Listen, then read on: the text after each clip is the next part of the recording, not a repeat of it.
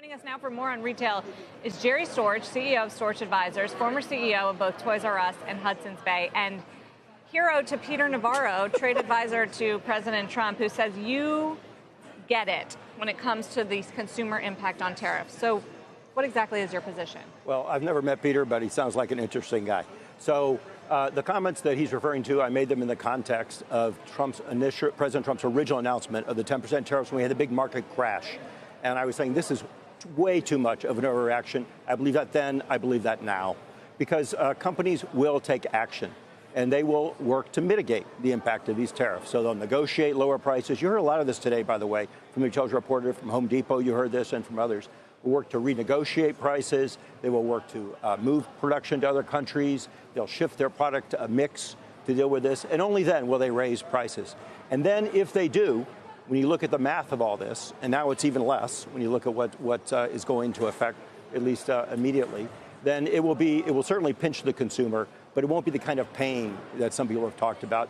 My calculations are it'd be a few fractions, a few decimal points of 1% price increase across the consumer basket, the whole $14 trillion of consumer purchases. It will certainly be pain for individual companies. Yeah. I was going to say, it's good news sure. in terms of the macro effect on the consumer's ability to keep spending, but it sounds like a lot of frictional costs absorbed by the industry. Well, and there are timing issues. Some things take longer to move than others. I would say that the big winners will be the big companies who have a diverse product mix and who can have a lot of negotiating clout. So people like Walmart, Target, people like Costco, Amazon, who's essentially a marketplace, so they can shift in and out very, very rapidly. They'll do well.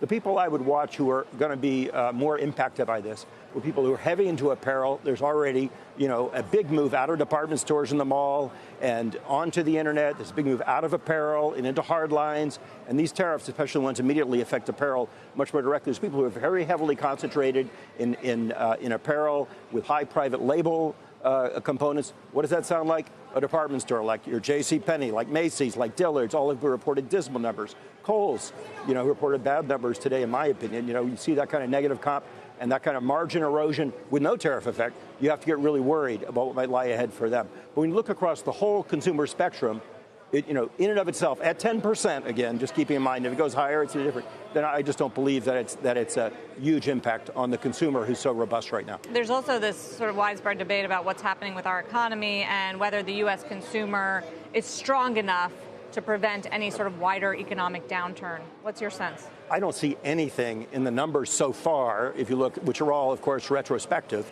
that would suggest there's any weakening at all. If anything, of course, the numbers for July retail spending was way up. It was an accelerating pattern, if anything, in those numbers that you saw then. And everything else you've seen, every one of these earnings reports is consistent with a pattern that's been going on for several years. The winners are the ones you expect to win. Look at Home Depot today. Look at Walmart.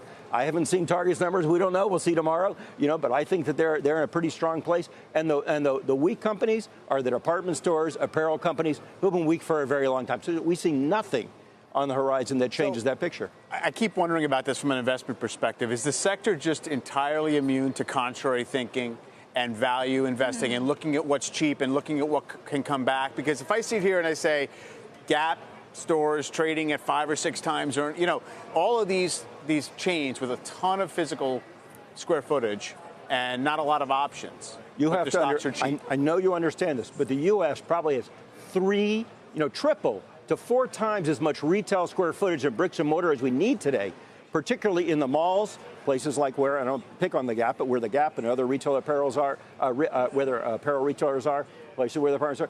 A huge amount of overstoring taking place there. So you're swimming way upstream if you try to find value investing when you have that kind of secular headwind going against you. So I think it's much better to find someone. Look at TJ Maxx today. They're one of my heroes. They are a stock for this millennia. They have done tremendous. Numbers were a little light. Their numbers, that's my point. Their numbers are a little light. Now that's kind of interesting. So here's a company with a $62.5 billion market cap. That's more than the entire department store sector put together. You have here, the parasite ate the host. Right. There's nothing left in department stores. They killed department stores, not the internet, by the way.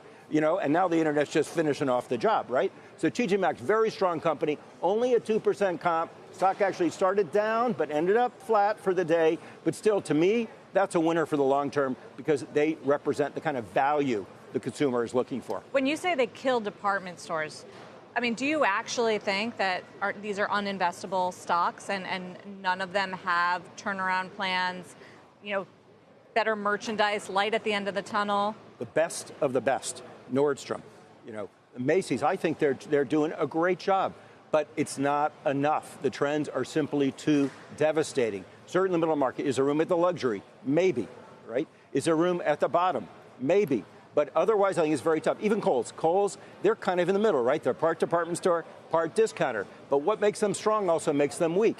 So they're good because it's a great value place to shop, right? You get a real bargain. But that also means as traffic shifts to the internet, they've got a huge profitability problem. Because as low-ticket items, when you ship them on the internet, with the cost of the shipping, it basically eats up the margin on the low-ticket item. So their product is very difficult to sell on the internet. And TJ Maxx, which has tried to build an internet site, basically they're not counting on that for their results. It's bricks and mortar for them. So Kohl's is all the department stores, I think, are in a very difficult place. And unless you're trying to make a short-term, bet that it'll be down today, up tomorrow, and then I'm getting out of it, I wouldn't do it. Private equity has been just absent, right? Because they see this. Well, because every time they buy one of these companies, they leverage it up. Yeah. And that's the last thing that will work in this environment is a highly leveraged company that can't make the huge investments required in the internet and in the bricks and mortar store. It's a path towards a faster bankruptcy for what used to be cash flow machines, these stores.